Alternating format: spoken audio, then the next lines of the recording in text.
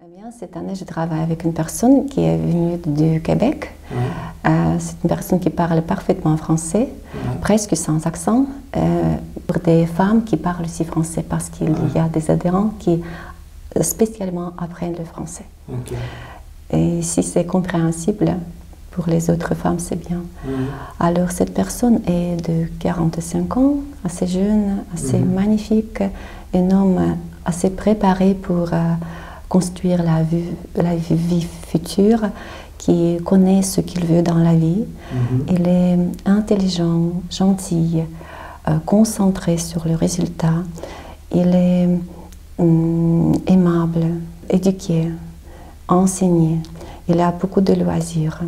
Il connaît ce qu'il veut dans la vie. Il a des bonnes racines, bien des bonnes compréhensions, des bonnes motivations familiales. Il connaît comment construire le futur et il cherche spécialement une femme pour résoudre tout ce qu'il a planifié. Il a le bon planning dans sa tête. Il m'a dit qu'il n'écrit pas les plannings, mais il connaît ce qu'il veut. Il est très gentil avec toutes les femmes, toutes les adhérentes, toutes les femmes pendant les rencontres. Il pose des questions, il sourit toujours, il est très gentil, il est très charmant. Je peux dire qu'on peut tomber amoureux de cette personne dans n'importe quelle situation. Il cherche une personne qui rassemble à toutes les caractéristiques, mais il y a quelques nuances, comme dans chaque personne, il y a des questions qu'on se pose toujours. Pas c'est l'apparence, ou bien ce sont les traits de caractère. On peut dire que c'est un tout complet. C'est une caractéristique qui est le complet de la personne.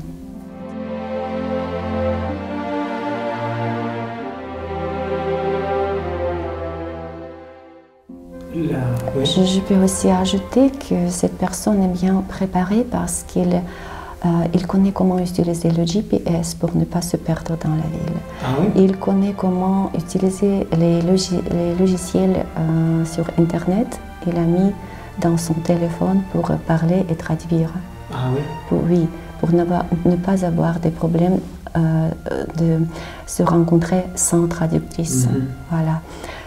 Il ne se perd pas, connaît toujours où il va, qu'est-ce qu'il faut faire. Voilà. Oui, il est organisé. Il est organisé, c'est une personne très organisée.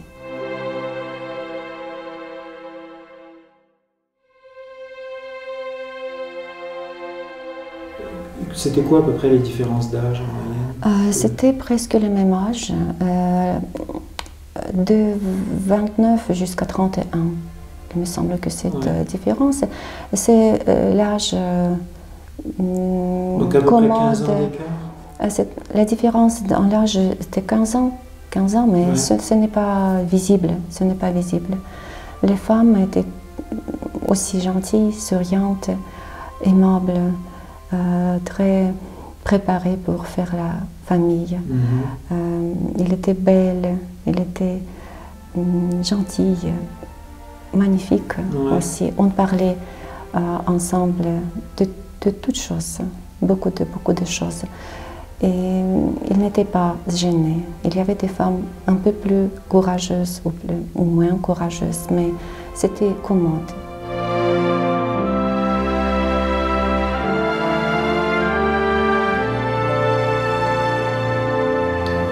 Et c'était des femmes qui parlaient anglais un peu Un peu, ils parlaient anglais, les femmes, mais il y a une femme qui elle ne parlait pas anglais parce qu'elle n'avait pas de base à l'école, donc elle apprenait l'allemand.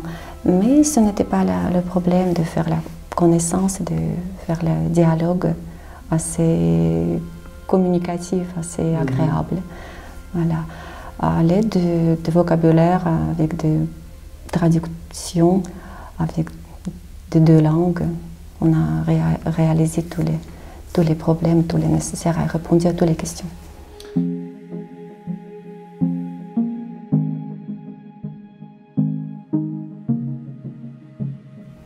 Et les rencontres se déroulaient dans quels endroits vous alliez On était toujours au centre de Kiev. On changeait presque toujours, on changeait de place parce que c'est une bonne variante de changer l'énergie. Ouais. Oui, on ne laisse pas l'énergie de la première rencontre. On se déplace. Ouais. On était presque dans 6 endroits différents.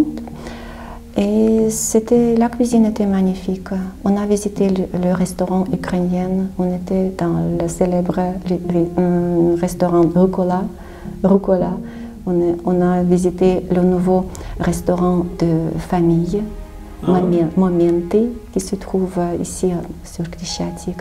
On a été dans le café Sushi, près de McDonald's. Et dans le restaurant français, il me semble. J'oublie, il y a beaucoup de rencontres. Oui, c'était tout bien organisé. Ah, Chocolatnica. La place la plus commode, avec des divans,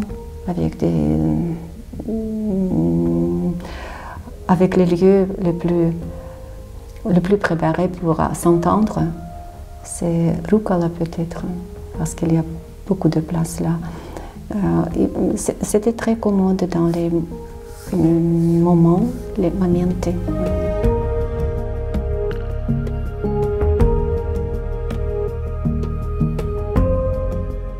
Est-ce que votre client il avait préparé des questions? Oui, il a posé des questions pendant la première rencontre, dans la soirée vendredi. J'ai posé la question et oui, il m'a montré une petite cahier avec des questions écrites sur chaque page. Et qu'est-ce que vous avez pensé de ces questions? J'ai pensé qu'il a bien préparé son séjour. C'est une personne organisée. Il va poser des questions. Il pose des questions toujours sur le sujet de ce qu'il veut. Ouais. Quand un jour j'ai posé la question, est-ce qu'il y a encore quelque chose à demander à une femme? Il dit non, j'ai tout compris, c'est fini. Mes questions sont finies. Voilà. Et est-ce que vous arriviez à voir si les femmes étaient intéressées à le revoir? Est-ce que vous avez senti un intérêt? Oui, j'ai senti toujours l'intérêt de le revoir parce que peut-être quelque chose qui est lié dès le premier vue. Ah ouais? Oui. Et c'était commode. C'était très agréable de parler, de discuter, de choisir des points communs. Il y avait beaucoup de choses communes qu'on peut partager beaucoup de fois. On parlait. Et il y avait beaucoup de sujets. On parlait même des salades, de la cuisine et des salades avec des fleurs, avec de la nourriture saine. On parlait des enfants, de l'éducation dans la famille, de tout type d'amusement, de distraction et de loisirs, et de la recherche des futurs loisirs qu'on pourrait avoir ensemble. Voilà. On parlait des langues, on parlait des problèmes, comment venir dans un autre pays et de quoi commencer. Mon client posait des questions toujours. Qu'est-ce que vous pourrez faire en venant au Canada? Quels sont vos intérêts? Est-ce que vous pouvez changer votre profession? Est-ce que vous êtes intéressé de vous développer ensuite, de chercher quelque chose de nouveau, d'apprendre quelque chose de nouveau? On parlait des amis, on parlait des distractions, on parlait des fêtes, on parlait des unions ukrainiennes qui existent au Québécois, au Québec. Voilà. On parlait de la famille et je dois dire que toutes les femmes ont montré que les femmes ukrainiennes sont très familiales, sont très préparées à vivre dans la famille.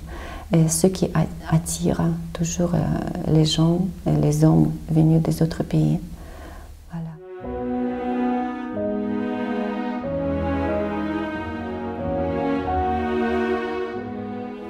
Est-ce qu'il y a eu des coups de cœur? Est-ce qu'il y a eu des rencontres où il y a eu vraiment, où lui, il a eu vraiment un intérêt plus marqué ou c'était assez... C'était assez calme. Il me semble que la première rencontre, c'était très fatigant toujours.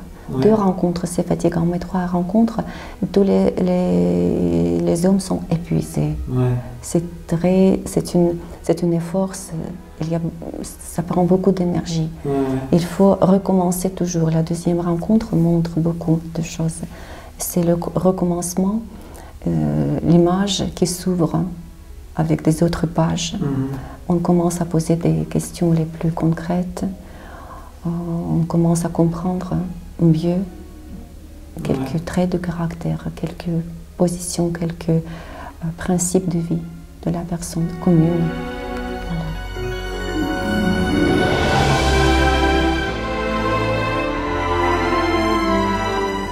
Qui vous appelez régulièrement? Est-ce que vous vous parlez tous les jours ou Oui, j'étais toujours disponible. On parlait le matin. Je donnais des conseils, je contrôlais ce qu'il fait. Il riait beaucoup parce qu'il est un grand garçon qui connaît ce qu'il veut. Mais c'était très gentil. On téléphonait dans le soir, toujours pour finir, pour conclure quelles sont les fautes ou bien les décisions, quelles sont les tâches pour demain. Ouais. Toujours on fait les prognoses pour le jour suivant. Le planning. Le planning, oui. Et vous alliez donc, avant chaque rencontre, vous rencontriez à l'hôtel pour aller acheter des fleurs Un jour, il a commencé à acheter des fleurs lui-même. Ah ouais? Parce que j'étais un peu en retard pour venir attendre, acheter des fleurs ensemble. Il a tout préparé lui-même. Les hommes, ils doivent connaître comment acheter des fleurs, comment choisir la couleur des fleurs, se débrouiller tout seul, dire quelques mots aux vendeuses des fleurs parce que c'est simple, parce que c'est toujours c'est la même chose. Il ne faut pas connaître beaucoup de phrases en russe ou bien en anglais. Juste derrière. Oui, derrière, dans le sous-sol. Oui. Ils peuvent aussi faire l'échange de l'argent parce que c'est répandu, c'est la globalisation, la mondialisation, partout ça existe. Ils peuvent se débrouiller avec l'argent. Mais le cours du dollar ici, c'est plus élevé, hein, au centre-ville sur la place Maïdan. Je ne peux pas dire que c'est beaucoup, c'est presque pareil. Ouais. Il y a quelques bureaux d'échange, il y a une tout petit peu, la différence là toute petite. Okay.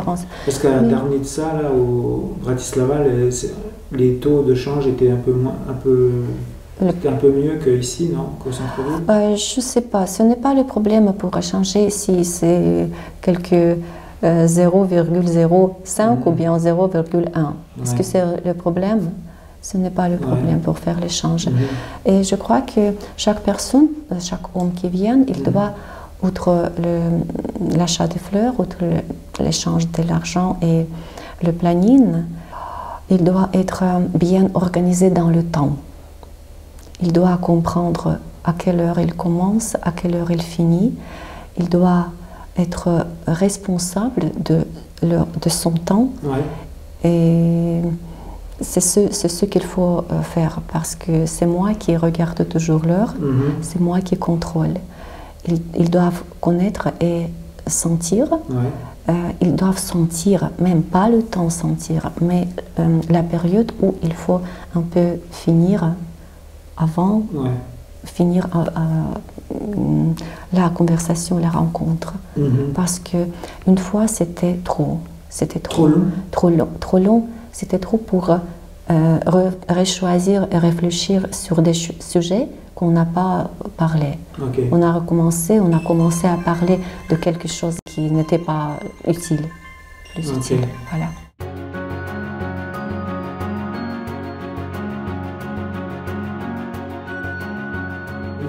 Question, qu'est-ce que vous pensez de la soirée de rencontre du vendredi quand tous les hommes arrivent et se rencontrent?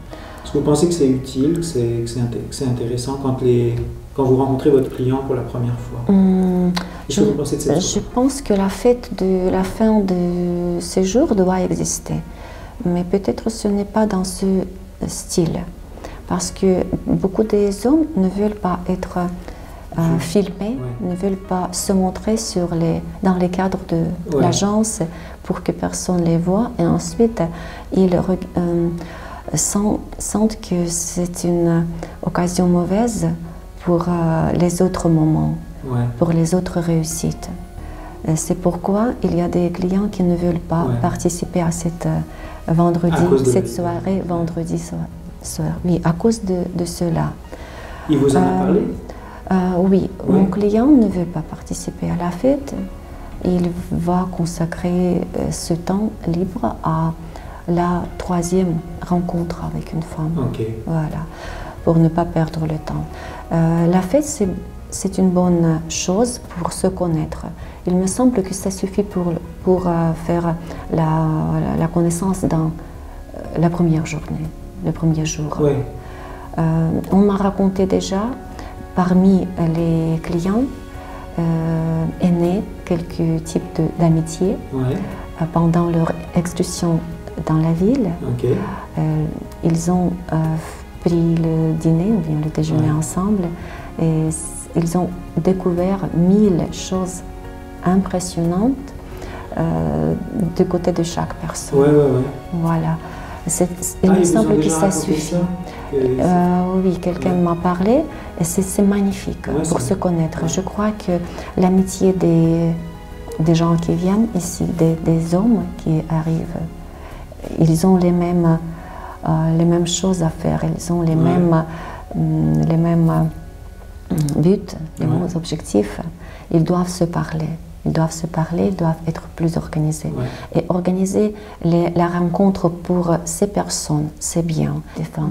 Mais vous, les assistantes, pour parler entre vous de votre semaine, de ce qui s'est passé pour vous, d'échanger entre vous, c'est intéressant? Oui, c'est intéressant aussi. Parce que pendant notre travail, pendant notre journée, on s'échange. Moi, je demande à ma copine comment vous avez passé, qu'est-ce qu'il y avait d'intéressant, où vous êtes allé, dans quel restaurant vous avez fait la rencontre, qu'est-ce qui est bien, qu'est-ce qui était mauvais, qu'est-ce qui était mal. Voilà. La première soirée, c'est normal. C'est normal parce qu'on échange c'est la connaissance, c'est la rencontre, la première rencontre. On parle des choses qu'on doit connaître. On se présente.